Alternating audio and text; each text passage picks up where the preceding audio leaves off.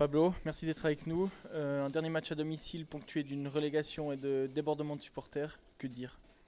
Triste, très triste, mais sincèrement. On vient, voilà, pour moi, pour ce qui me concerne, ça fait 14 semaines. On arrive là avec tellement d'enthousiasme en voyant des gens voilà, qui ont envie de s'investir, d'énergie nouvelle, peut-être compétences nouvelles, avec des gens en place qui compétents. Et on se rend compte qu'en l'espace de très peu de temps, pour multiples raisons, le club se retrouve dans une situation mais inexplicable parce que j'aimerais préciser que malgré tout ce que je peux lire ou entendre aujourd'hui dans le vestiaire, on a vraiment aucun tricheur. C'est des garçons qui essayent de se battre. Je sais que j'ai la réputation de défendre les joueurs parce que j'ai une culture peut-être différente, celle des pays où le joueur est sacré. Alors peut-être que nous, il doit le gagner pour être sacré, je le conçois.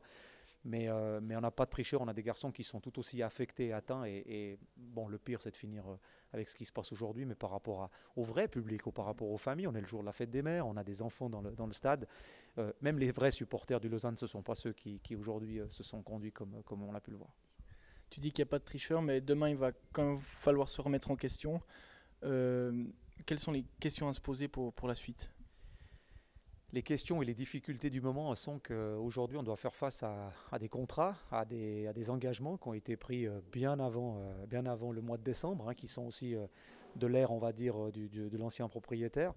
Et voilà, on a des garçons qui ont fait une année ou une année et demie en Super League, ou 2 ans en Super League, mais qui ont peut-être un très bon niveau de Challenge League. Le chantier est énorme parce qu'il n'est pas uniquement sportif, on l'a vu ce soir pour les différents incidents qu'il y a eu, mais il y a beaucoup de domaines dans le club où c'est vrai que j'avoue, je ne m'attendais pas à avoir autant de travail, dans le sens autant de chantiers à développer ou en tout cas à reconstruire.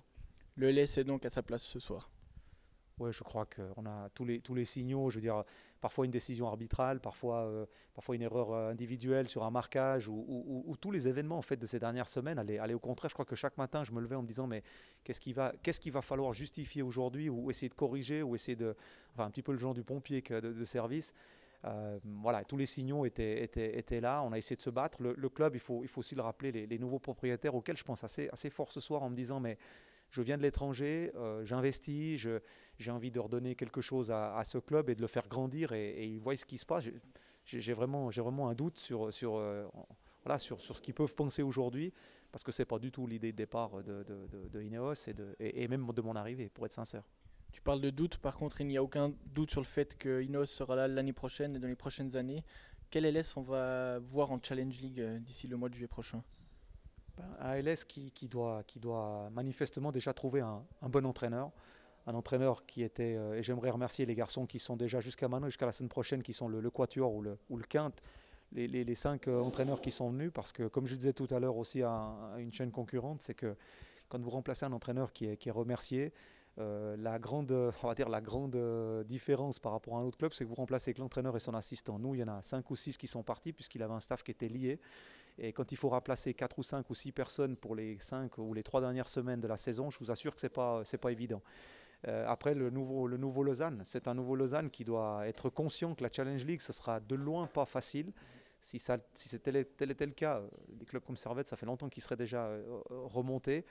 Il y aura pas mal de changements, je pense. L'entraîneur, c'est la première chose, sera important de bâtir autour de cet entraîneur qui doit être une des personnes clés de la remontée. Et puis ensuite, c'est surtout de professionnaliser le club, parce que quoi qu'on me dise aujourd'hui, on n'a pas encore un club suffisamment professionnel.